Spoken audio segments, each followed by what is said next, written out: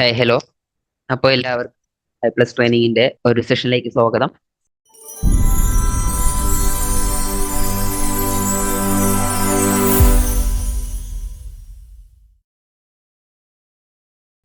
അപ്പൊ നമ്മൾ ഇന്ന് PYQ ഡിസ്കഷനിലോട്ടാണ് പോകുന്നത്. അപ്പൊ അറിയാലോ, നമ്മുടെ എക്സാം നോട്ടിഫിക്കേഷൻ ഒക്കെ വന്നു. അപ്പോൾ PYQ previous year question paper analyse ചെയ്യുന്നത് ഒരുപാട് ഇമ്പോർട്ടന്റ് ആയിട്ടുള്ള ഒരു ഫാക്ടർ തന്നെയാണ്. കാര്യം നമുക്കറിയാം, എക്സാമിന് എപ്പോഴും ഒരുപാട് ക്വസ്റ്റ്യൻസ് PYQ നിന്ന് ചോദിക്കാറുണ്ട്, എസ്പെഷ്യലി കോമ്പറ്റേറ്റീവ് എക്സാംസിന്. UGC നെറ്റ് എടുത്താലും കേരള സെറ്റ് എടുത്താലും ഇവൻ കേരള PSC സോഷ്യൽ വർക്ക് തന്നെ ഏതെടുത്തെന്ന് തന്നെ പറഞ്ഞാലും സോഷ്യൽ വർക്കിന്റെ ഒരുപാട് PYQ റിപ്പീറ്റ് ആയിട്ട് ചോദിക്കാറുണ്ട്. അപ്പൊ നമ്മൾ PYQ ഒക്കെ അനലൈസ് ചെയ്യുമ്പോൾ നമുക്ക് ഒരുപാട് സ്കോർ നമുക്ക് എക്സാമിന് ചെയ്യാനും സാധിക്കും. അതുപോലെ തന്നെ എക്സാമിന്റെ പാറ്റേണിനെ കുറിച്ച് നമുക്കൊന്ന് മനസ്സിലാക്കാനായിട്ടും സാധിക്കും. അപ്പൊ നമ്മൾ ഇന്ന് PYQ അനലൈസേഷനിലേക്കാണ് പോകുന്നത്. 2019 നടന്നിട്ടുള്ള ജയിൽ വെൽഫെയറിന്റെ PYQ ആണ് നമ്മളിന്ന് ഡിസ്കസ് ചെയ്യാൻ പോകുന്നത്. അപ്പൊ നമുക്ക് ടൈം വേസ്റ്റ് ചെയ്യാതെ തന്നെ സെഷനിലോട്ട് പോവാം. അപ്പോ ഫസ്റ്റ് PYQലോട്ട് നമുക്ക് പോവാം.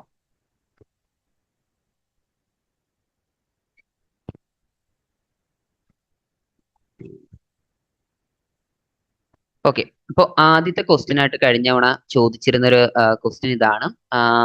2019 ക്വസ്റ്റ്യൻ ആണ്. അപ്പോൾ ഇതിനകത്ത് ഫസ്റ്റ് ക്വസ്റ്റ്യൻ എന്താന്ന് വെച്ചാൽ, നെയിം ദി ഫൗണ്ടർ ഓഫ് ബ്രഹ്മസമാജം. അപ്പോൾ നോക്കുക, ഇവിടെ ചോദിച്ചിരിക്കുന്ന ബ്രഹ്മസമാജത്തിന്റെ ഫൗണ്ടർ ആരാണെന്നാണ്. അപ്പൊ ഈ ഒരു സെഷൻ അല്ലെങ്കിൽ ഈ ഒരു ക്വസ്റ്റ്യൻ വന്നിരിക്കുന്നത് നമ്മുടെ സോഷ്യൽ റിഫോം മൂവ്മെന്റിൽ നിന്നും സോഷ്യൽ റിനൈസൻസ് എന്ന സിലബസിൽ നിന്നാണ്, ആ പാർട്ടിൽ നിന്നാണ് ചോദിച്ചിരിക്കുന്നത്. അപ്പോൾ ഫസ്റ്റ് ക്വസ്റ്റ്യൻ ഇതാണ്: who is the founder of Brahmo Samaj? ബ്രഹ്മസമാജത്തിന്റെ സ്ഥാപകൻ ആരാണ്? 4 ഓപ്ഷനോടെ ഉണ്ട്: രാജാറാം മോഹൻ റോയ്, സ്വാമി ദയാനന്ദ സരസ്വതി, ശ്രീരാമകൃഷ്ണ പരമഹംസ, ഈശ്വർ ചന്ദ്ര വിദ്യാസാഗർ. അങ്ങനെ 4 ഓപ്ഷൻ തന്നിട്ടുണ്ട്. അപ്പൊ അതിന്റെ കറക്റ്റ് ആൻസർ നമുക്കറിയാം, രാജാറാം മോഹൻ റോയ് ആണ്. അപ്പോ രാജാറാം മോഹൻ റോയെ കുറിച്ച് പറയാനായിട്ടാണെന്നുണ്ടെങ്കിൽ ഫാദർ ഓഫ് മോഡേൺ ഇന്ത്യ, ആധുനിക ഇന്ത്യയുടെ ശില്പി അല്ലെങ്കിൽ ആധുനിക ഇന്ത്യയുടെ പിതാവ് എന്നൊക്കെയാണ് നമ്മുടെ രാജാറാം മോഹൻ റോയെ കുറിച്ച് പറയുന്നത്. അപ്പൊ രാജാറാം മോഹൻ റോയ് ആണ് 1828 കൊൽക്കത്തയിലാണ് ബ്രഹ്മസമാജം എസ്റ്റാബ്ലിഷ് ചെയ്തിട്ടുള്ളത്. പിന്നെ ഇതിന്റെ ഒരു ബേസിക്കിലോട്ട് കുറച്ചും കൂടെയൊക്കെ കാര്യങ്ങളായിട്ട് നോക്കിക്കഴിഞ്ഞാൽ, അദ്ദേഹത്തിന്റെ ഗുരുവായിരുന്നു ശ്രീരാമകൃഷ്ണ പരമഹംസ. അപ്പൊ ശ്രീരാമകൃഷ്ണ പരമഹംസ അദ്ദേഹത്തിന്റെ ആശയങ്ങളും അദ്ദേഹത്തിന്റെ ലക്ഷ്യങ്ങളും ഒക്കെ പ്രചരിപ്പിക്കുന്നതിന് വേണ്ടിയിട്ട് 1828 സ്ഥാപിച്ചിട്ടുള്ള ഒരു പ്രസ്ഥാനമാണ് ബ്രഹ്മസമാജം എന്ന് പറയുന്നത്. പിന്നെ ബ്രഹ്മസമാജത്തിന് മേജർ ആയിട്ടുള്ള കോൺട്രിബ്യൂഷൻസിലോട്ടൊക്കെ വന്നു കഴിഞ്ഞാൽ, രാജാറാം മോഹൻ റോയ് ആണ് സതി എന്ന ദുരാചാരത്തിനെതിരെ ശക്തമായിട്ട് പോരാടിയിട്ടുള്ള ഒരു വ്യക്തി. അതുപോലെ തന്നെ അദ്ദേഹം കാസ്റ്റ് ഡിസ്ക്രിമിനേഷനെ കുറിച്ചും വിഗ്രഹാരാധന, ബഹുദൈവ വിശ്വാസം, ഇതിനെല്ലാം തന്നെ ശക്തമായിട്ട് എതിർത്തിട്ടുള്ള ഒരു സാമൂഹിക പരിഷ്കർത്താവ് കൂടിയിട്ടായിരുന്നു നമ്മുടെ രാജാറാം മോഹൻ റോയ്. പുറത്തു നോക്കുക, ബ്രഹ്മസമാജത്തിന്റെ സ്ഥാപകൻ രാജാറാം മോഹൻ റോയ് ആണ്. നെക്സ്റ്റ് ക്വസ്റ്റ്യൻ വന്നേക്കുന്നത് ഹിസ്റ്റോറിക്കൽ ഡെവലപ്മെന്റ് ഓഫ് സോഷ്യൽ വർക്കിൽ, ആ ഒരു സിലബസിൽ നിന്നാണ്, ആ ഒരു പാർട്ടിൽ നിന്നാണ്. ഇപ്പൊ ഫസ്റ്റ് ക്വസ്റ്റ്യൻ ഇതാണ്: charity organisation society was found in which country? ഏത് രാജ്യത്താണ് ചാരിറ്റി ഓർഗനൈസേഷൻ സൊസൈറ്റി ഫൗണ്ട് ആയിട്ടുള്ളതെന്നാണ്. അപ്പൊ അതിന് 4 ഓപ്ഷൻ ആയിരുന്നു ഉണ്ടായിരുന്നത്: USA, UK, ഇന്ത്യ, കാനഡ. അതിന്റെ ആൻസർ UK-യിലാണ്. അപ്പോ 1869 UK-യിലെ ലണ്ടനിലാണ് ചാരിറ്റി ഓർഗനൈസേഷൻ സൊസൈറ്റി എസ്റ്റാബ്ലിഷ്ഡ് ആയത്. ഈ ചാരിറ്റി ഓർഗനൈസേഷൻ സൊസൈറ്റിനെ കുറിച്ചൊക്കെ നമ്മൾ പഠിക്കുമ്പോൾ എലിസബത്തിൻ പ്യൂർലോനെ കുറിച്ചൊക്കെയാണ് ആദ്യം നമ്മൾ പഠിക്കുന്നത്. 1601 എലിസബത്തിൻ പ്യൂർലോ വന്നിട്ടുള്ളതും. എലിസബത്തിൻ പ്യൂർലോ ആണ് ഒരു സോഷ്യൽ വർക്കിന്റെ ഒരു പ്രൊഫഷണലിസം, അങ്ങനെ അതിനൊരു തറക്കൽ, ഒരു ബേസ്മെന്റ് ഒക്കെ സ്ഥാപിച്ച് നമുക്ക് പറയാം. ഈ ചാരിറ്റി ഓർഗനൈസേഷൻ സൊസൈറ്റി എന്താന്ന് വെച്ച് കഴിഞ്ഞാൽ, ആ ഒരു എലിസബത്തിൻ പ്യൂർലോനെ ഫോക്കസ് ചെയ്തുകൊണ്ട് ഒരുപാട് റിലീജിയസ് ആയിട്ട് ചാരിറ്റി വർക്കുകളൊക്കെ ഒരുപാട് നടന്നിരുന്നു, ചാരിറ്റബിൾ വർക്ക്സ് ഒക്കെ ഒരുപാട് നടന്നിരുന്നു. അതൊക്കെ തന്നെ കുറച്ച് വന്നപ്പോ എന്താ, പാവപ്പെട്ടവർ, നീഡഡ് ആയിട്ടുള്ള പൂവേഴ്സിനെ ഹെൽപ്പ് ചെയ്യുന്നതിന് വേണ്ടിയിട്ടായിരുന്നു അവരുടെ മേജർ ആയിട്ടുള്ള ഒബ്ജക്റ്റീവ്സും വർക്കുകളെല്ലാം തന്നെ നടന്നുകൊണ്ടിരുന്നു. അപ്പൊ കുറെ കാലം കഴിഞ്ഞപ്പോഴത്തേക്കും ഈ സർവീസ് എല്ലാം തന്നെ നീഡഡ് അല്ലാത്ത, അതായത് എന്താ പറയുക, അനർഹർ ഇതിന്റെ സേവനങ്ങളൊക്കെ കൈപ്പറ്റുന്നു എന്നൊരു സിറ്റുവേഷൻ, ഒരു സ്റ്റേജ് എത്തിയപ്പോഴത്തേക്കുമായിരുന്നു എല്ലാം തന്നെ ഒന്ന് സെൻട്രലൈസ് ചെയ്യുന്നതിന് വേണ്ടിയിട്ട് ചാരിറ്റി ഓർഗനൈസേഷൻ സൊസൈറ്റി എസ്റ്റാബ്ലിഷ്ഡ് ആയിട്ടുള്ളൂ. അത് അപ്പൊ എന്താ, കേസ് വർക്ക് ഒക്കെ എംഫസൈസ് ചെയ്തിട്ടുള്ളവരാണ്. അതുപോലെ തന്നെ വർക്കുകൾ, റിലീഫ് വർക്കുകളെല്ലാം തന്നെ നന്നായിട്ടൊന്ന് കോർഡിനേറ്റ് ചെയ്തു. പിന്നെ ഡ്യൂപ്ലിക്കേഷൻസ് ഓഫ് സർവീസുകളൊക്കെ തന്നെ അവോയ്ഡ് ചെയ്തു. അങ്ങനെ വന്നിട്ടുള്ള ഒരു സിഗ്നിഫിക്കന്റ് ആയിട്ടുള്ള ഒരു വർക്കായിരുന്നു. അല്ലാന്നുണ്ടെങ്കിലും ഒരു കോൺട്രിബ്യൂഷൻസ് നൽകിയിട്ടുള്ള ഒരു ഇൻസ്റ്റിറ്റ്യൂഷൻസ്, ഒരു ഫൗണ്ടേഷൻ ആണ് ചാരിറ്റി ഓർഗനൈസേഷൻ സൊസൈറ്റി എന്ന് പറയുന്നത്. അപ്പൊ 1869 UK-യിലെ ലണ്ടനിലാണ് ചാരിറ്റി ഓർഗനൈസേഷൻ സൊസൈറ്റി എസ്റ്റാബ്ലിഷ്ഡ് ആയത്. ഇനി നെക്സ്റ്റ് ക്വസ്റ്റ്യൻ എന്ന് പറയുന്നത്, ഇത് historical development of social work in India എന്നൊരു ടേമിലോട്ടാണ് വരുന്നത്. ക്വസ്റ്റ്യൻ ഇതാണ്: in which year professional training in India begin? അതായത് സോഷ്യൽ വർക്കിന്റെ പ്രൊഫഷണൽ ആയിട്ടുള്ള ട്രെയിനിങ് ഇന്ത്യയിൽ ആരംഭിച്ച വർഷം ഏതാണെന്നാണ്. ഓക്കെ. അപ്പൊ അതിന്റെ ആൻസർ 4 ഓപ്ഷൻ ആണ് ഉണ്ടായിരുന്നത്. അപ്പൊ അതിന്റെ ആൻസർ 1936 ആണ്. 1936 സോഷ്യൽ വർക്ക് ഒരു പ്രൊഫഷൻ എന്ന രീതിയിൽ ഇന്ത്യയിൽ ആരംഭിച്ചിട്ടുള്ളത്. അപ്പൊ അത് എവിടെ ആരംഭിച്ചെന്ന് വെച്ച് കഴിഞ്ഞാൽ sir Dorabji Tata graduate school of social work Bombay. അപ്പൊ ഇപ്പൊ നമ്മുടെ ലേറ്റർ ആയിട്ടുള്ള ചിസ് എന്ന പേരിൽ അറിയപ്പെട്ടിട്ടുള്ള നമ്മുടെ പ്രൊമിനന്റ് ആയിട്ടുള്ള സോഷ്യൽ വർക്കിന്റെ ഇൻസ്റ്റിറ്റ്യൂഷൻ. അപ്പൊ ചിസ് ആണ്, ടാറ്റ ഇൻസ്റ്റിറ്റ്യൂട്ട് ആണ് ആദ്യമായിട്ട് സോഷ്യൽ വർക്ക് നമ്മുടെ രാജ്യത്ത് ഇന്ത്യയിൽ ആരംഭിച്ചത്. 1936 ചിസ് എസ്റ്റാബ്ലിഷ് ആയത്. നമ്മുടെ സോഷ്യൽ വർക്ക് പ്രൊഫഷൻ ഇന്ത്യയിൽ എസ്റ്റാബ്ലിഷ് ആയിട്ടുള്ളത്. അതുപോലെ തന്നെ നമ്മൾ ഇതിന്റെ കൂടെ ചേർത്ത് വെച്ച് പഠിക്കേണ്ട ഒരു പേരാണ് ക്ലിഫോർഡ് മാർഷൽ. ക്ലിഫോർഡ് മാർഷൽ ആണ് സോഷ്യൽ വർക്ക് ഒരു പ്രൊഫഷൻ എന്ന രീതിയിൽ നമ്മുടെ ചിസ്സില് അല്ലെങ്കിൽ ഡോബ്ജി ടാറ്റ ഗ്രാജുവേറ്റ് സ്കൂളിൽ ആരംഭിച്ചിട്ടുള്ള വ്യക്തി. അപ്പൊ 1936 ആണ് അതിന്റെ ആൻസർ. ഒരുപാട് തവണ ചോദിച്ചിട്ടുള്ളതാണ്. സോഷ്യൽ വർക്ക് നമ്മുടെ ഹിസ്റ്റോറിക്കൽ ഡെവലപ്മെന്റ് ഓഫ് ഇന്ത്യ എന്നൊരു സിലബസിൽ നിന്ന് വന്നിട്ടുള്ള ഒരു ക്വസ്റ്റ്യൻ ആണ്. നെക്സ്റ്റ് ക്വസ്റ്റ്യൻ സോഷ്യൽ വർക്കിന്റെ ഹിസ്റ്റോറിക്കൽ ഒറിജിനുമായിട്ട് റിലേറ്റഡ് ആയിട്ടുള്ളതാണ് ഇൻ US. ഇതിലെ ക്വസ്റ്റ്യൻ ഇതാണ്: in which year the council of social work education was established? അതായത് ലോകത്ത് വേൾഡിലെ സോഷ്യൽ വർക്ക് എഡ്യൂക്കേഷന്റെ ഒരു കൗൺസിൽ എസ്റ്റാബ്ലിഷ്ഡ് ആയത് ഏത് വർഷമാണ്? അപ്പൊ 1952 US ഒരു സോഷ്യൽ വർക്ക് എഡ്യൂക്കേഷന് വേണ്ടിയിട്ടുള്ള ഒരു കൗൺസിൽ എസ്റ്റാബ്ലിഷ്ഡ് ആയിട്ടുള്ളത്. അപ്പൊ ഇവിടെ നമ്മൾ കാണാൻ സാധിക്കുന്നത് സോഷ്യൽ വർക്ക് ഒരു പടിപടിയായിട്ട് ഒരു സ്റ്റെപ്പ് ബൈസ് ആയിട്ട് പ്രൊഫഷണലിസം ആകുന്നതിന്റെ ഒരു സ്റ്റേജ് ആണ് ഇവിടെ കാണാൻ സാധിക്കുന്നത്.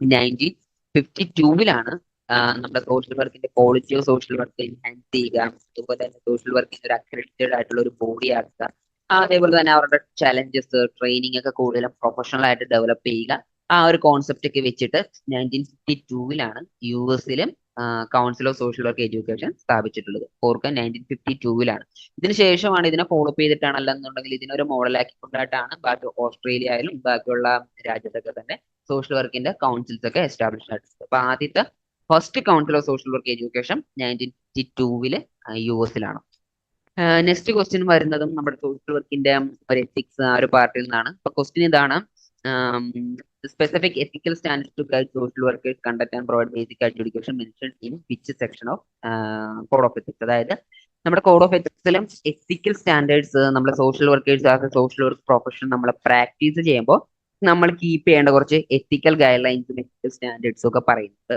അപ്പൊ എത്തിക്കൽ സ്റ്റാൻഡേർഡ്സ് ഒക്കെ ഏത് സെഷനിലാണ്, കോഡ് ഓഫ് എത്തിക്സിന്റെ ഏത് സെഷനിലാണ് പറയുന്നതെന്നാണ്. അപ്പൊ അതിന്റെ ആൻസർ 4th ആണ്. അപ്പൊ ഇതിനകത്ത് നമുക്ക് പഠിക്കാനായിട്ട് കുറച്ച് മൂന്നാല് കാര്യങ്ങളുണ്ട്, അത് ഓർത്തു വെക്കുക.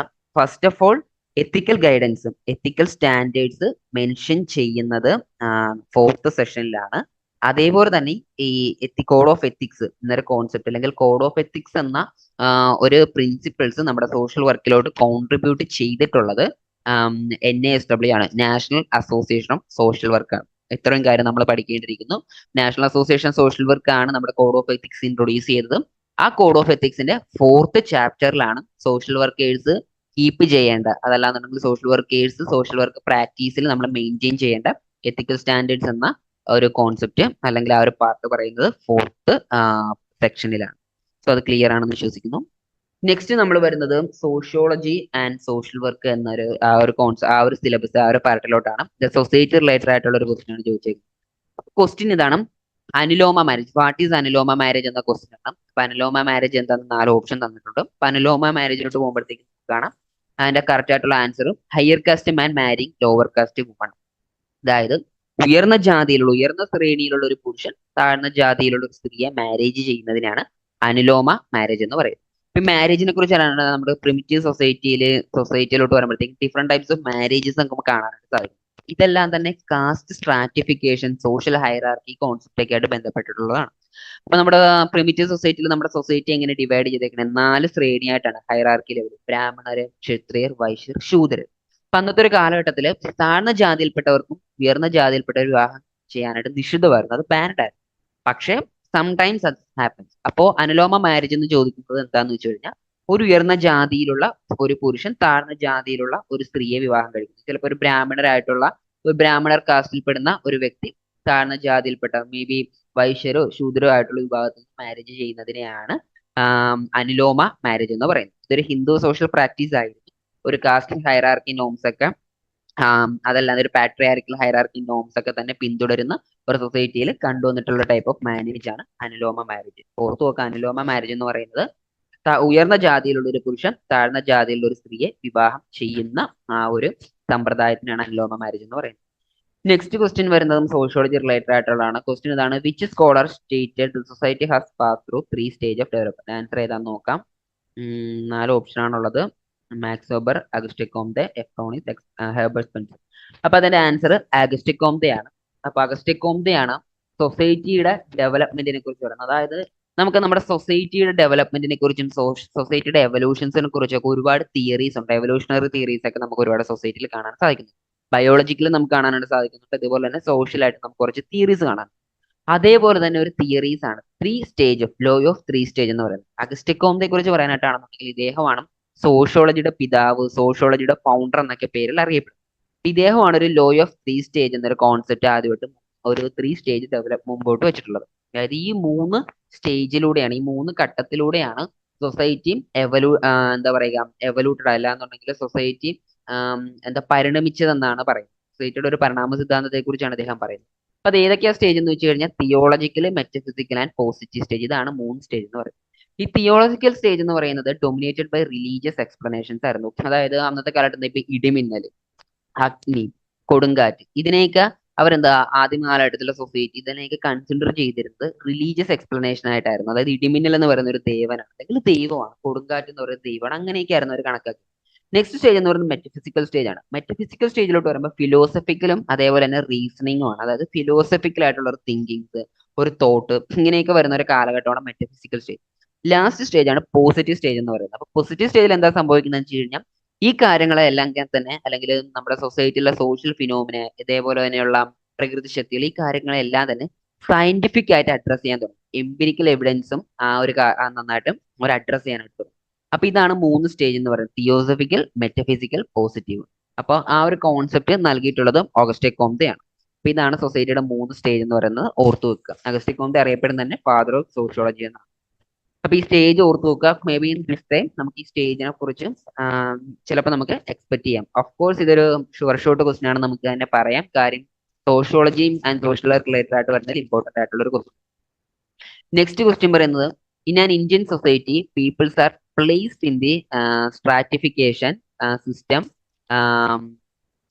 System by their ascribed status. A classic example of. അതായത് ചോദിച്ചിരിക്കുന്നത് നമ്മുടെ ഒരു സോഷ്യൽ സ്ട്രാറ്റിഫിക്കേഷൻ റിലേറ്റഡ് ആയിട്ടുള്ള ഒരു ക്വസ്റ്റൻ ആണ്. സോഷ്യൽ സ്ട്രാറ്റിഫിക്കേഷൻ മാത്രമല്ല, സ്റ്റാറ്റസ് റിലേറ്റഡ് ആയിട്ടുള്ള ഒരു ക്വസ്റ്റൻ ആണ്. അപ്പൊ ഇവിടെ നമുക്ക് നൽകിയിട്ടുള്ളത് അസ്ക്രൈബ്ഡ് സ്റ്റാറ്റസിനെ കുറിച്ചുള്ള ഒരു ക്വസ്റ്റൻ. അപ്പോൾ നമുക്ക് സ്റ്റാറ്റസ് കോമൺ ആയിട്ട് എടുത്തു കഴിഞ്ഞാൽ നമുക്ക് 2 ടൈപ്പ് സ്റ്റാറ്റസ് കാണാനായിട്ട് സാധിക്കും. ഒന്നാമത്തെ അസ്ക്രൈബ്ഡ് സ്റ്റാറ്റസും രണ്ടാമത്തെ അച്ചീവ്ഡ് സ്റ്റാറ്റസ്.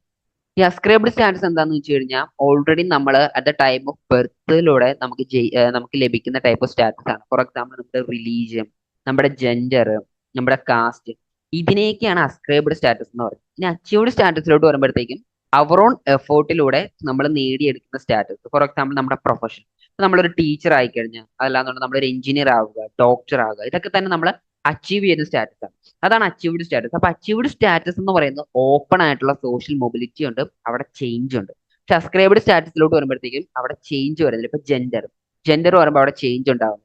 നമ്മുടെ റിലീജിയൻ അത് ചേഞ്ച് ആവുന്നില്ല. അതല്ല കാസ്റ്റ്, ഇതൊന്നും തന്നെ നോർമലി ചേഞ്ച് ആവുന്നില്ല. നമ്മൾ ജനിച്ച ഫാമിലി, ഇത് ചേഞ്ച് ആവും. ഇതിനെയൊക്കെയാണ് അസ്ക്രൈബ്ഡ് സ്റ്റാറ്റസിലോട്ട് പെടുത്തുന്നത്. അപ്പൊ അസ്ക്രൈബ്ഡ് സ്റ്റാറ്റസ് എന്ന് പറയുമ്പോൾ അത് അവിടെ ക്ലോസ്ഡ് ആയി. ആ ക്ലോസ്ഡ് ആയിരിക്കുമ്പോഴത്തേക്ക് എന്താ അവിടെ ടിപ്പിക്കലി അത് ഫിക്സ്ഡ് ആണ്, നമുക്ക് ചേഞ്ച് ചെയ്യാനായിട്ട് സാധിക്കും. ക്ലോസ്ഡ് ആണ്. അപ്പൊ അസ്ക്രൈബ്ഡ് സ്റ്റാറ്റസിന്റെ ഒരു ക്ലാസിക് എക്സാമ്പിൾ, ഒരു ഫീച്ചറുമാണ് ക്ലോസ്ഡ് എന്ന് പറയുന്നത്. അവിടെ എന്താ ചലനാത്മകത, ഒരു സോഷ്യൽ മൊബിലിറ്റി, ഒരു സാമൂഹിക ചലനാത്മകതയും ചേഞ്ച് ഒന്നും തന്നെ വരുന്നില്ല. അത് റിജിഡ് ആണ്, ക്ലോസ്ഡ് ആണ്. സോ അതാണ് അസ്ക്രൈബ്ഡ് സ്റ്റാറ്റസിന്റെ ഒരു ഫീച്ചർ. നെക്സ്റ്റ് ക്വസ്റ്റ്യൻ വന്നിരിക്കുന്നത്: choose the indicator of poverty in India among the following. താഴെ തന്നിരിക്കുന്നതിൽ പോവർട്ടി ഇൻഡിക്കേറ്റർ ഒരെണ്ണം സെലക്ട് ചെയ്യുക എന്നുള്ളതാണ്. അപ്പൊ അതിന് കറക്റ്റ് ആയിട്ടൊരു ഓപ്ഷൻ ഇൻകം ആണ്. അപ്പൊ ഇതിനകത്ത് ചിലപ്പോൾ മേ ബി നമുക്കൊരു കൺഫ്യൂഷൻ വരാൻ, ഇല്ലിറ്ററസി വരില്ല. കാരണം നമ്മുടെ ഒരു ഹാപ്പിനെസ് ഇൻഡെക്സും വെൽബീങ് ഇൻഡെക്സും ഒക്കെ എടുക്കുമ്പോഴത്തേക്കുമാണ്, അതെല്ലാം നമ്മൾ റാങ്കിങ് ഇൻഡെക്സ് ഒക്കെ എടുക്കുമ്പോഴത്തേക്കാണ് ഇല്ലിറ്ററസി ഇൻകവും വരുന്നത്. ഇവിടെ ഡയറക്റ്റ് ആയിട്ട് ചോദിച്ചിരിക്കുന്ന പോവേർട്ടിയാണ്, ദാരിദ്ര്യത്തിനെ കുറിച്ചൊരു ക്വസ്റ്റ്യൻ ആണ്. അപ്പൊ എന്താ നമ്മുടെ ദാരിദ്ര്യ രേഖ, നമുക്കറിയാം നമുക്ക് APL കാറ്റഗറി, BPL കാറ്റഗറി എന്ന് ദാരിദ്ര്യ രേഖ രണ്ടായിട്ട് ഡിവൈഡ് ചെയ്യുന്നത്. അപ്പൊ ഈ കാറ്റഗറീനെ, ഈ ദാരിദ്ര്യ രേഖനെ ഡിവൈഡ് ചെയ്യുന്നത് ഇൻകത്തിന്റെ അടിസ്ഥാനത്തിലാണ്, നമ്മുടെ വരുമാനത്തിന്റെ അടിസ്ഥാനത്തിൽ. അപ്പൊ income level is the primary indicator of poverty. Income ആണ് നമ്മുടെ രാജ്യത്ത് ഒരു വ്യക്തി ദരിദ്രനാണോ. നമുക്കറിയാലോ വരുമാനം, വാർഷിക വരുമാനം അല്ലെന്നുണ്ടെങ്കിൽ ചിലപ്പോൾ മാസ വരുമാനം, ഇതിനെയൊക്കെ ബേസ് ചെയ്തിട്ടാണ് നമ്മുടെ പോവർട്ടി കാറ്റഗറൈസ് ചെയ്യുന്നത്. നമ്മുടെ APL BPL ആ ലൈൻ പോലും കാറ്റഗറൈസ് ചെയ്യുന്നത്. അപ്പോൾ നമ്മുടെ രാജ്യത്ത് പോവർട്ടി ഡിഫൈൻ ചെയ്യുന്ന അല്ലെങ്കിൽ പോവർട്ടീനെ ഇൻഡിക്കേറ്റ് ചെയ്യുന്ന ഒരു ഇൻഡിക്കേഷൻ ലെവലാണ്, ഇൻഡിക്കേഷൻ മാർക്കാണ് ഇൻകം എന്ന് പറയുന്നത്. ഇനി നെക്സ്റ്റ് ടൈം നമ്മളിപ്പോ ഇത്രയും നേരം സൊസൈറ്റി അല്ലെങ്കിൽ സോഷ്യോളജി ആയിട്ടാണ് വന്നിരുന്നത്. ഇപ്പൊ നമ്മൾ സൈക്കോളജിയിലോട്ട് വരിക. ഇവിടെ ചോദിക്കുന്നത് type of long term memory require conscious thought, അതായത് ലോങ് ടേം മെമ്മറിക്ക് നമുക്ക് ആവശ്യമായിട്ടുള്ള മെമ്മറി ഏതാണെന്നാണ് ചോദിച്ചിരിക്കുന്നത്. അതിൽ 4 ഓപ്ഷൻ ആണുള്ളത്: ഇംപ്ലിസിറ്റ്, ഓട്ടോബയോഗ്രഫി, എക്സ്പ്ലിസിറ്റ്, വർക്ക്. ഇതിൽ കറക്റ്റ് ആൻസർ എക്സ്പ്ലിസിറ്റ് മെമ്മറി. ഈ എക്സ്പ്ലിസിറ്റ് മെമ്മറി എന്താന്ന് വെച്ച് കഴിഞ്ഞാൽ നമുക്കിപ്പോ ദീർഘകാലത്തിന് ശേഷം അല്ലെങ്കിൽ ദീർഘമായിട്ട് ഒരു കാര്യം ഓർത്തിരിക്കും. അതിന് വേണ്ടിയിട്ട് നമ്മളെ സഹായിക്കുന്ന ടൈപ്പ് ഓഫ് മെമ്മറിയാണ് എക്സ്പ്ലിസിറ്റ് മെമ്മറി എന്ന് പറയുന്നത്. ഫോർ എക്സാമ്പിൾ പറയാനാണെങ്കിൽ ഇപ്പൊ നമുക്ക് ഒരു 10 വർഷം കഴിഞ്ഞതിന് ശേഷം നമ്മളിപ്പോ ഒരു ഇവന്റ് നമുക്ക് ഓർത്തെടുക്കണം, കുറെ വർഷങ്ങൾക്ക് മുമ്പ് നടന്നിട്ടുള്ള ഒരു കാര്യം നമുക്ക് ഓർത്തെടുക്കും. അതല്ലെന്നുണ്ടെങ്കിൽ ഇപ്പൊ നമ്മൾ കുറെ വർഷങ്ങൾക്ക് ശേഷം ഒരു വ്യക്തിനെ കണ്ടുമുട്ടണം. അപ്പൊ ആ വ്യക്തി ഇന്ന ആളല്ലേ, എന്നെ ഓർമ്മയുണ്ടോ എന്ന് ചോദിക്കുമ്പോഴത്തേക്കും ആ ഓർമ്മയുണ്ടോ എന്ന് ചോദിക്കുന്ന ആളെ നമുക്ക് റെക്കഗ്നൈസ് ചെയ്യാനും ആ ഓർമ്മയുണ്ടോ എന്ന് ചോദിക്കുന്ന ആളെ നമുക്ക് മനസ്സിലാക്കാനും നമ്മളെ സഹായിക്കുന്ന ടൈപ്പ് ഓഫ് മെമ്മറിയാണ് എക്സ്പ്ലിസിറ്റ് മെമ്മറി എന്ന് പറയുന്നത്. ഇപ്പൊ കുറെ വർഷങ്ങൾക്ക് ശേഷം നമ്മളിപ്പോ ഒരാളെ കണ്ടുമുട്ടുമ്പോ ഒരാളെ ഒരു ഇവന്റ്സിനെ കുറിച്ച് പറയും. അപ്പൊ ഇവന്റ്സിന്റെ ഇൻസിഡൻസ് ഒക്കെ നമുക്ക് ഓർത്തെടുക്കാനായിട്ട് നമ്മളെ സഹായിക്കുന്ന മെമ്മറിയാണ് എക്സ്പ്ലിസിറ്റ് മെമ്മറി. അപ്പോൾ കുറെ വർഷങ്ങൾക്ക് ശേഷം ഒരാളെ കണ്ടുപിടിക്കാനും ഒരാളെ മനസ്സിലാക്കാനായിട്ട് നമ്മളെ സഹായിക്കുന്ന മെമ്മറിയാണ് എക്സ്പ്ലിസിറ്റ് മെമ്മറി. എക്സ്പ്ലിസിറ്റ് മെമ്മറി തന്നെ പിന്നീട് എപ്പിസോഡിക്കുന്നത് സെമാന്റിക്കുന്ന രണ്ടായിട്ട് ഡിവൈഡ് ചെയ്തു. ഇനി നമുക്ക് നെക്സ്റ്റ് ഒരു ക്വസ്റ്റിനോട് ചോദിക്കുന്നത് trace the course of mental growth in an individual or the race is the enquiry of. ഇത് സൈക്കോളജി ആയിട്ട് റിലേറ്റഡ് ആയിട്ടുള്ള ഒരു ക്വസ്റ്റ്യൻ. അതായത് ഒരു മെന്റൽ ഗ്രോത്തിനെയും ഇൻഡിവിജ്വലിന്റെ റേസ് റിലേറ്റഡ് ആയിട്ടൊക്കെ ഉള്ള ആ ഒരു type of branch of psychology ഏതാണ്? 4 option: analytical, synthetic, genetic, psychology. ഈ ക്വസ്റ്റ്യനിൽ തന്നെ നമുക്കിത് മനസ്സിലാക്കാൻ സാധിക്കും. ഇപ്പൊ മെന്റൽ ഗ്രോത്ത്, റേസ്, ജനറ്റിക്സ് ഇതൊക്കെ റിലേറ്റഡ് ആയിട്ടൊരു ക്വസ്റ്റ്യൻ ആണെന്നുണ്ടെങ്കിൽ ഓഫ്കോഴ്സ് അത് ജനറ്റിക് സൈക്കോളജി ആയിരിക്കും. ജനറ്റിക് സൈക്കോളജിയാണ് മെയിൻലി ഹ്യൂമൻ റേസിനെ കുറിച്ചും മെന്റൽ ഗ്രോത്തിനെ കുറിച്ചും ഒക്കെ ഫോക്കസ് ചെയ്യുന്ന ടൈപ്പ് ഒരു സൈക്കോളജി എന്ന് പറയുന്നത്. ഇവിടെ ബിഹേവിയറിനെയും കോഗ്നിഷനെയും ഇമോഷൻസിനെയൊക്കെ കുറിച്ചൊക്കെയാണ് മേജർ ആയിട്ടും സ്റ്റഡി ചെയ്യുന്നത്. അപ്പൊ ജനറ്റിക് സൈക്കോളജിയാണ് ഒരു വ്യക്തിയുടെ ഇൻഡിവിജ്വലിന്റെ ഗ്രോത്തിനെയും മെന്റൽ സ്റ്റാറ്റസിനെ കുറിച്ചൊക്കെ സ്റ്റഡി ചെയ്യുന്ന അല്ലെങ്കിൽ അതിനെക്കുറിച്ചൊക്കെ നമുക്ക് ബോധം തരുന്ന ഒരു type of study. Fourth genetic സൈക്കോളജിയാണ് ഇതിന്റെ answer. Next question: maturation change occur in fairly predictable sequence and continue until. ഇത് മെച്ചുറേഷൻ റിലേറ്റഡ് ആയിട്ടുള്ള ഒരു സ്റ്റഡിയാണ് അല്ലെങ്കിൽ ഒരു കോൺസെപ്റ്റ് ആണ്. ഇപ്പൊ മെച്യൂരിറ്റി എപ്പോഴാണ് ഫെയർലി പ്രഡിക്റ്റബിൾ ആകുന്ന സീക്വൻസ് അല്ലെങ്കിൽ മെച്യൂരേഷൻ എന്ന് പറയുന്ന ഒരു കോൺസെപ്റ്റ് ഒരു ഫിനോമിന ഏത് ടൈം വരെ ഏത് ഇയർ വരെ നമുക്ക് ലാസ്റ്റ് ചെയ്യും അണ്ടിൽ കണ്ടിന്യൂ ചെയ്യുന്ന ഒരു ക്വസ്റ്റ്യൻ. അപ്പൊ അതിന് ആൻസർ അഡൾട്ട്ഹുഡ് ആണ്. നമ്മുടെ ഫിസിക്കല്, കോഗ്നിറ്റീവ്, ഇമോഷണൽ ഡെവലപ്മെന്റ്സ് ഈ ചേഞ്ചസ് എല്ലാം തന്നെ നമ്മുടെ ഒരു അഡൾട്ട്ഹുഡ് വരെ ആ ഒരു ടൈം വരെ നമുക്ക് നീണ്ടു നിൽക്കുന്ന ഒരു പ്രോസസ് ആണ്. ആ ഒരു ടൈം വരെ നമുക്ക് നീണ്ടു നിൽക്കും. സോ അപ്പൊ അതിന്റെ ആൻസർ അഡൾട്ട്ഹുഡ് ആണ്. നെക്സ്റ്റ് ക്വസ്റ്റ്യൻ ഒരു തിയററ്റിക്കൽ ക്വസ്റ്റ്യൻ ആണ്. ഇവിടെ ചോദിച്ചിരിക്കുന്ന ലോറൻസ് കൊഹൽബർഗിന്റെ ഒരു തിയറിയാണ്. According to Kohlberg, 7th stage of moral development is. Moral ഡെവലപ്മെന്റിലെ 7th സ്റ്റേജ് ഏത് ലെവലിലാണ് കാണുന്നത്? അപ്പൊ കൊഹൽബർഗ് തിയറിനെ കുറിച്ച് പറയാനായിട്ടാണെന്നുണ്ടെങ്കിൽ ലോറൽ ബെൻസ്ബർഗ് നമ്മുടെ മൊറാൽ ഡെവലപ്മെന്റിനെ കുറിച്ച് മൊറാലിറ്റിയെ കുറിച്ചൊക്കെ നൽകിയിട്ടുള്ള ഒരു തിയറിയാണ് മോറൽ ഡെവലപ്മെന്റ് തിയറി എന്ന് പറയുന്നത്. അപ്പൊ ഇതിനകത്ത് സ്റ്റേജ് എന്ന് പറയുന്നത് ഇതിനകത്ത് അദ്ദേഹം 4 ലെവലും അതുപോലെ തന്നെ 7 സ്റ്റേജും ആണ് പറയുന്നത്. പ്രീ കോൺവെൻഷനില്, കൺവെൻഷനില്, പോസ്റ്റ് കൺവെൻഷനില്, മിസ്റ്റിക്, ഇങ്ങനെ 4 ലെവൽ ഇദ്ദേഹം പറയുന്നു. ഈ 4 ലെവലില് എന്താ പറയുക ഓരോ സ്റ്റേജസ് പറയുന്നത്. 4 ലെവലിലും 2 സ്റ്റേജ് വീതമാണ് പറയുന്നത്. ആദ്യത്തെ പ്രീ കോൺവെൻഷനില് 2 സ്റ്റേജ് പറയുന്നുണ്ട്, കൺവെൻഷനില് 2 സ്റ്റേജ് പറയുന്നുണ്ട്, പോസ്റ്റ് കൺവെൻഷനിൽ 2 സ്റ്റേജ് പറയുന്നു. Next mystical stage. ആ ഒരു സ്റ്റേജിലാണ് അദ്ദേഹം 7th സ്റ്റേജിനെ കുറിച്ച് പറയുന്നത്. അപ്പൊ മിസ്റ്റിക് സ്റ്റേജിലാണ് മിസ്റ്റിക് സ്റ്റേജ് ആണ് 7th സ്റ്റേജ് എന്ന് പറയുന്നത്. ആദ്യത്തെ 3 സ്റ്റേജിൽ അല്ലെങ്കിൽ ആദ്യത്തെ 3 ലെവലിൽ പ്രീ കോൺവെൻഷനിൽ, കൺവെൻഷനിൽ, പോസ്റ്റ് കൺവെൻഷനിൽ ലെവലുകളിൽ ഈ 2 സ്റ്റേജുകൾ വീതം 2 ഈച്ച് സ്റ്റേജുകളാണ് അദ്ദേഹം പറയുന്നത്. സോ 7th സ്റ്റേജ് വന്നിരിക്കുന്നത് മിസ്റ്റിക് സ്റ്റേജിലാണ്. ഇതാണ് ലോറൻസ് കൊഹൽബർഗിന്റെ മോറൽ ഡെവലപ്മെന്റ് തിയറി എന്ന് പറയുന്നത്. നെക്സ്റ്റ് ഡിഫൻസ് മെക്കാനിസത്തിനെ കുറിച്ച് ഒരു കോൺസെപ്റ്റ് ആണ്. അപ്പൊ ഡിഫൻസ് മെക്കാനിസം എന്താ നമ്മൾ നോക്കണം. ഡിഫൻസ് മെക്കാനിസം പറയുന്ന അല്ലെങ്കിൽ ആ ഡിഫൻസ് മെക്കാനിസം എന്നൊരു കോൺസെപ്റ്റ് വരുന്നത് നമ്മുടെ സൈക്കോ അനലിറ്റിക്കൽ തിയറിയിലാണ്. നമ്മുടെ സിഗ്മണ്ട് ഫ്രോയിഡ് ആണ് ഡിഫൻസ് മെക്കാനിസം എന്നൊരു കോൺസെപ്റ്റ് അവതരിപ്പിച്ചിട്ടുള്ളത്. അപ്പൊ ഡിഫൻസ് മെക്കാനിസം എന്താന്ന് വെച്ച് കഴിഞ്ഞാൽ നമ്മുടെ ഉള്ളിൽ തന്നെയുള്ള ഒരു സൈക്കോളജിക്കൽ ആയിട്ടുള്ള ഒരു പ്രോസസ് ആണ്. അപ്പൊ ഇതിനകത്ത് ക്വസ്റ്റ്യൻ എന്താ, ഒരു 12ഓളം ഡിഫൻസ് മെക്കാനിസത്തിനെ കുറിച്ചാണ് പറയുന്നത്. കോൺസെപ്റ്റ് എന്താണ്? Defence mechanism that keeps information out of conscious awareness is an. 4 option ആണ് തന്നിട്ടുള്ളത്. അതിൽ റിപ്രഷൻ ആണ് നമുക്ക് ആൻസർ. പിന്നെ ക്വസ്റ്റ്യനോട്ട് ഒന്ന് വന്നു കഴിഞ്ഞാൽ information out of conscious awareness ഈസൺ. അതായത് നമ്മുടെ mind according to psychoanalytical theory മൂന്നായിട്ടാണ് നമ്മുടെ ഹ്യൂമൻ മൈൻഡിനെ ഡിവൈഡ് ചെയ്തിട്ടുള്ളത്. പ്രീ കോൺഷ്യസ്, കോൺഷ്യസ്, അൺകോൺഷ്യസ്, ഇങ്ങനെ മൂന്ന് മൈൻഡായിട്ടാണ് ഡിവൈഡ് ചെയ്തത്. അപ്പൊ ഈ തിയറിയിൽ എന്താ പറയുന്നത് വെച്ച് കഴിഞ്ഞാൽ, നമുക്ക് ഓർക്കാൻ ഇഷ്ടപ്പെടാത്ത, അതല്ലാന്നുണ്ടെങ്കിൽ നമുക്ക് ഇഷ്ടപ്പെടാത്ത നമ്മുടെ പാസ്റ്റ് മെമ്മറീസും ഇവന്റ്സും ഇതെല്ലാം തന്നെ അൺകോൺഷ്യസ് മൈൻഡിലായിരിക്കും സേവ്ഡ് ആയിട്ടുള്ളത്, മെമ്മറി രജിസ്റ്ററിലായിരിക്കും സേവ്ഡ് ആയിട്ടുള്ളത്. അപ്പൊ സം ടൈംസ് ഈ അൺകോൺഷ്യസ് മെമ്മറിയിൽ നമ്മൾ ഓർക്കാൻ ഇഷ്ടപ്പെടാത്ത ടൈപ്പ് ഓഫ് മെമ്മറീസ് നമ്മുടെ കോൺഷ്യസ് മൈൻഡിലോട്ട് കയറി വരാം, നമ്മുടെ മൈൻഡിലോട്ട് കയറി വരാം.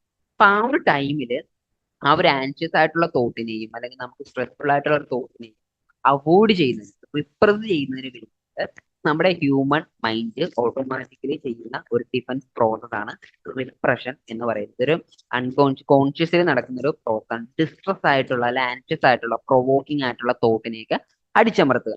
അടിച്ചമർത്തുന്നതിന് വേണ്ടിയിട്ട് നമ്മുടെ മൈൻഡ്, നമ്മുടെ ഹ്യൂമൻ ഡിഫൻസ് മെക്കാനിസം, നമ്മൾ തന്നെ ഓട്ടോമാറ്റിക്കലി ഹ്യൂമൻ മൈൻഡ് ഡിഫെൻഡ് ചെയ്യുന്ന ഒരു പ്രോസസ് ആണ് ഡിഫൻസ് മെക്കാനിസം. ആ ഡിഫൻസ് മെക്കാനിസം പ്രോസസ് ആണ് റിപ്രഷൻ എന്ന് പറയുന്നത്. അപ്പം റിപ്രഷൻ എന്താണെന്ന് മനസ്സിലായെന്ന് വിചാരിക്കും. നമ്മുടെ ഓർക്കാൻ ഇഷ്ടപ്പെടാത്ത, നമ്മൾ ഡിസ്റ്റർബ് ചെയ്യുന്ന, നമുക്ക് എല്ലാവർക്കും ചിലപ്പോഴൊക്കെ ഓർക്കണം, അങ്ങനെയുള്ള തോട്ട്സ് നമ്മുടെ ഉള്ളിലോട്ട് വരുമ്പോഴത്തേക്കും നമ്മുടെ ഹ്യൂമൻ മൈൻഡ് തന്നെ അതിനെ റിപ്രസ് ചെയ്യുന്ന ടൈപ്പ് ഓഫ് ഒരു മെക്കാനിസത്തിനാണ് റിപ്രഷൻ എന്ന് പറയുന്നത്. നെക്സ്റ്റ് ഒരു ക്വസ്റ്റ്യൻ വന്നേക്കുന്നത്, who is associated with Gestalt system of therapy. Gestalt സിസ്റ്റത്തിനെ കുറിച്ചാണ്. 4 ഓപ്ഷൻ ഉണ്ട്. ആരാണ് ആൻസർ നോക്കാം.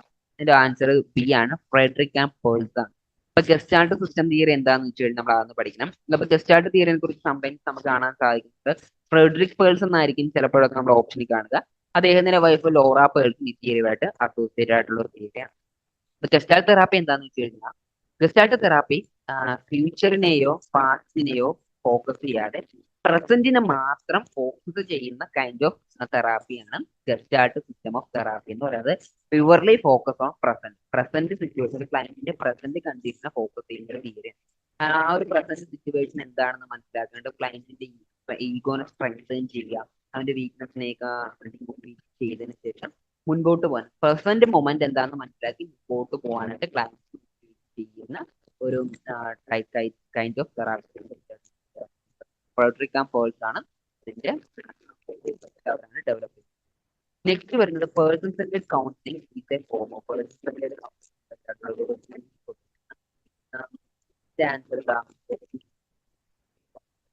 ആൾട്രോഗേറ്റ്സ് ആണ് സൈക്കോതെറാപ്പി എന്നൊരു കോൺസെപ്റ്റ് ഡെവലപ്പ് ചെയ്തിട്ടുള്ളത്. ഇത് പേഴ്സൺ സെന്റേഡ് കൗൺസിലിംഗ്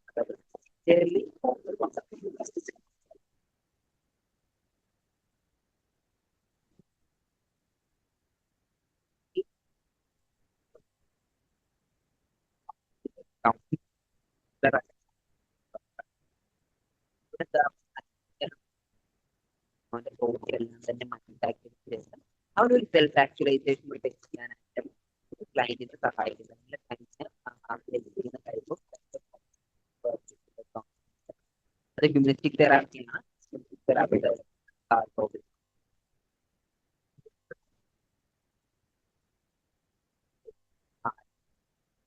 ഇതിന്റെ ആൻസർ ഓപ്ഷൻ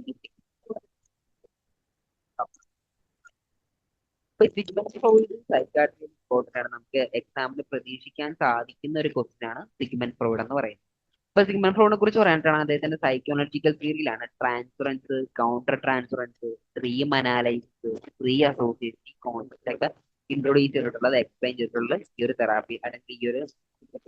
അപ്പൊ ട്രാൻസ്ഫറൻസ് എന്താണെന്ന് വെച്ച് കഴിഞ്ഞാൽ അൺകോൺഷ്യസ് ആയിട്ടുള്ള ഡയറക്ഷൻസോ ഫീലിംഗ്സോ, അതായത് ക്ലയന്റിന്റെ ഭാഗത്ത് തെറാപ്പി തെറാപ്പി ക്ലയന്റിന്റെ ഭാഗത്ത് നിന്നുണ്ടാകുന്ന അൺകോൺഷ്യസ് ആയിട്ടുള്ള, അതല്ല എന്നുണ്ടെങ്കിൽ എന്താ പറയുക, പ്രൊജക്ഷൻസ്, അൺവാണ്ടഡ് ആയിട്ടുള്ള അൺകോൺഷ്യസ് ആയിട്ട് നടക്കുന്ന പ്രൊജക്ഷൻസ് ആണ്. ഇത് ചിലപ്പോൾ ഇമോഷണൽ പ്രൊജക്ഷൻസ് ആവാം, ഫിസിക്കൽ പ്രൊജക്ഷൻസ് ആവാം, എന്ത് വേണമെങ്കിലും ആവാം.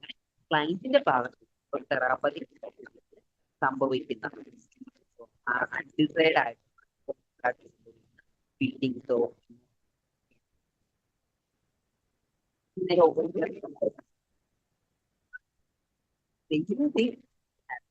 from the side of therapy. അതായത് രണ്ടിന്റെ ഭാഗത്ത് നിന്ന്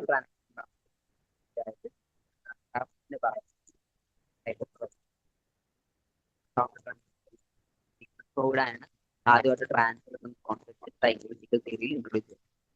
നെക്സ്റ്റ് ഒരു ക്വസ്റ്റ്യൻ വരുന്നത് നമ്മുടെ പ്രൈമറി മുതലോട്ടൂരിക്കാണ്. നമ്മുടെ വരുമ്പോഴത്തേക്കും സോഷ്യൽ വർക്കിന്റെ മെത്തേഡുമായിട്ട് റിലേറ്റ് ക്വസ്റ്റ്യൻ ഇതാണ്, who among the following social group social work provide. അതായത് സോഷ്യൽ ഗ്രൂപ്പർക്ക് നമുക്കറിയാം ഒരു പ്രൈവറ്റ് മെത്തേഡ് ഇമ്പോർട്ടന്റ് ആയിട്ടുള്ള സെക്കൻഡ് പ്രൈമറി മെത്തേഡ് ആണ് സോഷ്യൽ ഗ്രൂപ്പ് വർക്ക് എന്ന് പറയുന്നത്. അപ്പോ ഈ താഴെ തന്നിരിക്കുന്നതിൽ ആരാണ് സോഷ്യൽ ഗ്രൂപ്പ് വർക്ക് ഒരു പ്രൊഫഷൻ എന്ന രീതിയിൽ അല്ലെങ്കിൽ ഒരു പ്രൊഫഷണൽ മെത്തേഡ് എന്ന രീതിയിൽ ഡെവലപ്പ് ചെയ്യാനായിട്ട് കൂടുതൽ ഹെൽപ്പ് ചെയ്തിട്ടുള്ളത്? അതിന്റെ ആൻസർ HP ട്രക്കർ ആണ്. HP ട്രക്കർ ആണ് സോഷ്യൽ ഗ്രൂപ്പ് വർക്ക് ഡെവലപ്പ് ആവുന്നതിന് വേണ്ടി കുറെ കോൺട്രിബ്യൂഷൻസ് നൽകിയിട്ടുണ്ട്. അദ്ദേഹത്തിന്റെ ബുക്കിലൂടെയൊക്കെ അദ്ദേഹം കോൺട്രിബ്യൂഷൻ നൽകിയിട്ടുണ്ട്. നമുക്ക് അത് ഹാമിൽട്ടൺ എടുത്തു കഴിഞ്ഞാൽ അദ്ദേഹം കേസ് വർക്കായിട്ട് റിലേറ്റഡ് ആയിട്ടുള്ള ഒരു വ്യക്തിയാണ്. നെക്സ്റ്റ് എന്ന് പറഞ്ഞാൽ MG റോസ് എടുത്തു കഴിഞ്ഞാൽ MG റോസ് കമ്മ്യൂണിറ്റി ഓർഗനൈസേഷൻ ആയിട്ടുള്ള വ്യക്തിയാണ്. കേർട്ട്ലിവിൻ എടുത്തു കഴിഞ്ഞാൽ സോഷ്യൽ ഡൈനാമിക്സുമായിട്ട് റിലേറ്റഡ് ആയിട്ടുള്ള ഒരു വ്യക്തിയാണ്. ഇദ്ദേഹം സോഷ്യൽ ഡൈനാമിക്സ് ഗ്രൂപ്പ് അങ്ങനത്തെ ടേംസ് ഒക്കെ തന്നെ കോയിൻ ചെയ്തിട്ടുള്ള വ്യക്തിയാണ് കേർട്ട്ലിവിൻ എന്ന് പറയുന്നത്. So best associated with Trekker ആണ് സോഷ്യൽ ഗ്രൂപ്പ് വർക്ക് ഒരു പ്രൊഫഷണൽ അപ്രോച്ച് ആയിട്ട് അല്ലെങ്കിൽ ഒരു പ്രൊഫഷണൽ മെത്തേഡ് ആവുന്നതിന് നല്ല രീതിയിൽ ഹെൽപ്പ് ചെയ്തിട്ടുള്ള ഒരു വ്യക്തിയാണ് നമ്മുടെ HP ട്രക്കർ. നെക്സ്റ്റ് ക്വസ്റ്റ്യനും സോഷ്യൽ ഗ്രൂപ്പുമായിട്ട് റിലേറ്റഡ് ആയിട്ടുള്ള ഒരു ക്വസ്റ്റ്യൻ ആണ്. അതിനകത്ത് ചോദിച്ചേക്കുന്ന ഇതാണ്, ഗ്രൂപ്പ് ഡെവലപ്മെന്റിന്റെ ഡിഫറെന്റ് ടൈപ്പ് ഓഫ് സ്റ്റേജസുകളുണ്ട്. ആ സ്റ്റേജസുകളെ കുറിച്ച് എക്സ്പ്ലെയിൻ ചെയ്തിട്ടുള്ള വ്യക്തി ആരാണ്? അപ്പൊ അതിന്റെ ആൻസർ ബ്രൂസ് ടൂക്മാൻ. ടെക്മാൻ എടുത്തു കഴിഞ്ഞാൽ അദ്ദേഹമാണ് 5 സ്റ്റേജ്, ഒരു ഗ്രൂപ്പ് ഫോം ആവുന്ന 5 സ്റ്റേജ് പറഞ്ഞിട്ടുള്ള ഒരു വ്യക്തിയാണ് നമ്മുടെ ബ്രൂസ് ടക്മാൻ എന്ന് പറയുന്നത്. 5 സ്റ്റേജ് ഏതൊക്കെയാണെന്ന് വെച്ചാൽ ഫോമിങ്, സ്റ്റോമിങ്, നോമിങ്, പെർഫോമിങ് ആൻഡ് അഡ്ജേൺ. 1965 അദ്ദേഹത്തിന്റെ ബുക്കിലൂടെയാണ് അദ്ദേഹം ഈ ഒരു കോൺസെപ്റ്റ് കുറിച്ച് കണ്ടിട്ടുള്ളത്. അപ്പൊ ഇത് ഓരോ സ്റ്റേജിലും ഗ്രൂപ്പ് പ്രോസസ്സ് അല്ലെങ്കിൽ ഗ്രൂപ്പ് വർക്കിൽ നടക്കുന്ന കാര്യങ്ങളൊക്കെ അദ്ദേഹം വ്യക്തമായിട്ട് ഈ സ്റ്റേജിലൂടെ പറഞ്ഞു. ഓർത്തു വെക്കുക, ഒരു ഗ്രൂപ്പ് വർക്കിന്റെ സയന്റിഫിക് ആയിട്ടുള്ള ഗ്രൂപ്പ് ഡെവലപ്മെന്റ് സ്റ്റേജ് എക്സ്പ്ലെയിൻ ചെയ്തിട്ടുള്ള വ്യക്തിയാണ് ബ്രൂസ് ടക്മാൻ. നെക്സ്റ്റ് വരുന്നത് ഗ്രൂപ്പ് വർക്കുമായിട്ട് റിലേറ്റഡ് ആയിട്ടുള്ള, അപ്പൊ നോക്കുക ഗ്രൂപ്പ് വർക്കുമായിട്ടാണ് കണ്ടിന്യൂസ് ആയിട്ട് 3 ക്വസ്റ്റ്യൻ വരുന്നത്. ഇതൊരു ഗ്രന്ഥം അല്ലെങ്കിൽ ബുക്ക് റിലേറ്റഡ് ആയിട്ടുള്ള ക്വസ്റ്റ്യൻ. പിന്നെ അത് ചോദിച്ചേക്കുന്നതാണ് social group work a helping process എന്ന ബുക്ക് എഴുതിയിട്ടുള്ള ഓതർ ആരാണെന്നാണ് ക്വസ്റ്റ്യൻ വന്നിട്ടുണ്ട്. അപ്പൊ അതിന്റെ ആൻസർ ജി കൊണോപ്കെ ആണ്. ജി കൊണോപ്കെ എന്താ അദ്ദേഹത്തിന്റെ ബുക്കിലൂടെ, അതായത് ഗ്രൂപ്പ് വർക്കും എങ്ങനെ അതൊരു ഹെൽപ്പിംഗ് പ്രോസസ് ആവുന്നു എന്നാണ് അദ്ദേഹം അവരുടെ ബുക്കിലൂടെ പറഞ്ഞിട്ടുള്ളത്. ഗ്രൂപ്പ് വർക്ക് എന്ന് പറയുന്നത് നമുക്ക് എന്താ, ഒരു കൂട്ടം ഇൻഡിവിജ്വൽസ് കോമൺ ആയിട്ടുള്ള ഒരു എയിം അച്ചീവ് ചെയ്യുന്നതിന് വേണ്ടിയിട്ട് ഒന്നിച്ച് നടത്തുന്ന ഒരു പ്രോസസ് ആണ്, അല്ലാന്നുണ്ടെങ്കിൽ ഒരു പ്രൊഫഷണൽ വർക്ക് ആണ് ഈ ഗ്രൂപ്പ് വർക്ക് എന്ന് പറയുന്നത്. അപ്പൊ ആ ഗ്രൂപ്പ് വർക്കിനെ കുറിച്ച് സയന്റിഫിക് ആയിട്ട് എക്സ്പ്ലെയിൻ ചെയ്തിട്ടുള്ള വ്യക്തിയാണ് ജി കൊണോപ്കെ എന്ന് പറയുന്നത്. അവരുടെ ബുക്കിലൂടെയാണ് സോഷ്യൽ ഗ്രൂപ്പ് വർക്ക് ഹെൽപ്പ് ഗ്രൂപ്പിലൂടെയാണ് അവര് ഈ ഒരു കോൺസെപ്റ്റ് പറയുന്നത്. ഇതിനകത്ത് എന്താ അവർ പറയുന്നത് വെച്ച് കഴിഞ്ഞാൽ സോഷ്യൽ ഗ്രൂപ്പ് വർക്കിന്റെ ഇമ്പോർട്ടൻസും ഒരു തെറാപ്പതിക് പ്രോസസ്സിൽ എങ്ങനെ ഇൻഡിവിജ്വൽസിനെ ഹെൽപ്പ് ചെയ്യാന്നൊക്കെ വ്യക്തമായിട്ട് പറയുന്ന ഒരു പ്രോസസ് കൂടിയിട്ടാണ്, അല്ലെങ്കിൽ അതെല്ലാം തന്നെ വ്യക്തമായിട്ട് പറയുന്നത് ഈ ഒരു ബുക്കിലൂടെ.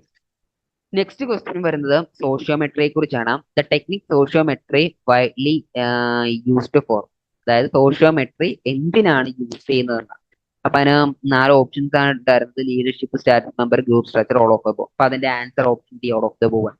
അപ്പൊ സോഷ്യോമെട്രി എന്താ നമ്മൾ പഠിക്കുന്നത്? സോഷ്യോമെട്രിയും ജേക്കബ് എൽ മൊറീനോ ആണ് സോഷ്യോമെട്രി എന്നൊരു കോൺസെപ്റ്റ് അല്ലെങ്കിൽ ഒരു ടെക്നിക്ക് ആദ്യമായിട്ട് ഡെവലപ്പ് ചെയ്തത്.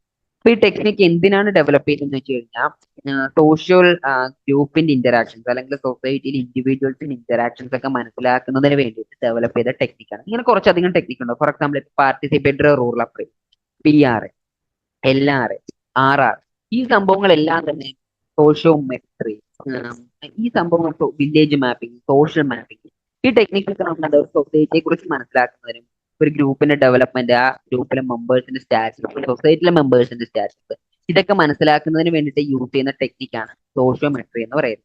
അപ്പൊ സോഷ്യോമെട്രി നോക്കുക, ഒരു ലീഡർഷിപ്പിനെ കുറിച്ച്, ഒരു ഗ്രൂപ്പിൽ ഒരു ഗ്രൂപ്പ് ലീഡർഷിപ്പിനെ കുറിച്ചും ഗ്രൂപ്പിലെ മെമ്പേഴ്സിനെ കുറിച്ചും ആ ഒരു ഗ്രൂപ്പിന്റെ സ്ട്രക്ചറിനെ കുറിച്ച് മനസ്സിലാക്കുന്നതിന് വേണ്ടിയിട്ട് യൂസ് ചെയ്യുന്ന ഒരു ടെക്നിക്കാണ് സോഷ്യോമെട്രി എന്ന് പറയുന്നത്.